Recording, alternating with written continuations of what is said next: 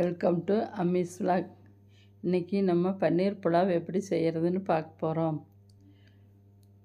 இதுக்கு பிரியாணி அரிசியை அரை மணி நேரம் தண்ணியில் ஊற வச்சுக்கணும். கேரட் பீன்ஸை தனியாக கட் பண்ணி எடுத்து வச்சுக்கணும், கழுவி எடுத்து வச்சிடணும். பன்னீரில் உப்பும் மிளகாத்தூளும் போட்டு பெரட்டி வச்சுக்கணும்.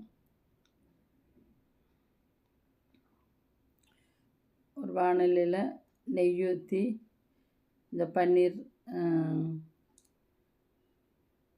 உப்பு மிளகாத்தூள் போட்டதை பெரட்டி விட்டு மொறுன்னு ஆக வரைக்கும் எடுத்து பாத்திரத்தில் வச்சுக்கணும். அடுத்து அதே நெய்யில் முந்திரி பருப்பை வறுத்து எடுத்து இதை தனியாக வச்சுக்கணும். மறுபடியும் ஒரு வடை சட்டியில் எண்ணெய் ஊற்றி பிரியாணி இலை, பட்டை, கிராம்பு, ஏலக்காய், அன்னாசிப்பூ எல்லாம் போட்டு வணக்கி விட்டுக்கணும். வணங்கின அப்புறம் அரிஞ்சு வச்ச பல்லாரி வெங்காயத்தை வணக்கி விடணும்.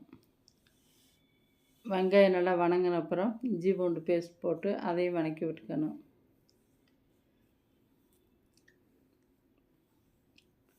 வணங்கின அப்புறம் அரிஞ்சு வச்ச கேரட் பீன்ஸை போட்டு அதையும் கொஞ்சம் நேரம் வணக்கணும்.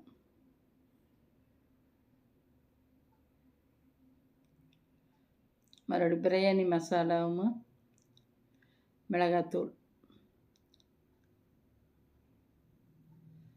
ரெண்டும் போட்டு மறுபடியும் வணக்கணும்.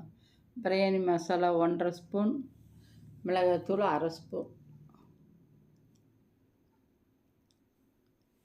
மறுபடியும் ரைஸ் குக்கர் எடுத்து இந்த பன்னீரை மட்டும் தனியாக அப்படியே வச்சுக்கணும் வெளியில்.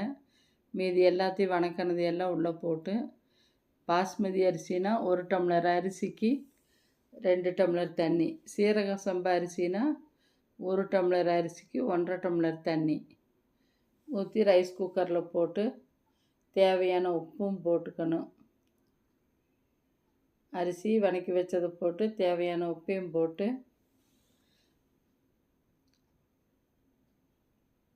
கலக்கி விட்டுக்கணும்.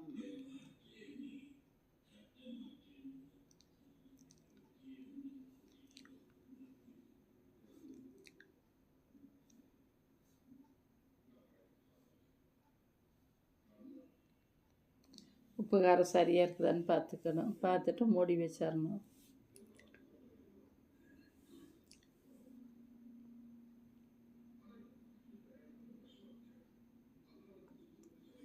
ரைஸ் குக்கரில் குக்குன்னு இருக்குது. அடுத்து வாமுக்கு வந்ததும் எடுத்து அந்த தனியாக வச்சுருந்த பன்னீரையும் போட்டு கலக்கி விட்டு எடுத்து வச்சுக்கணும். இப்போ பன்னீர் புலாவ் ரெடி. செஞ்சு பார்த்துட்டு கமெண்ட்ஸ் பண்ணுங்கள், ஷேர் பண்ணுங்கள்.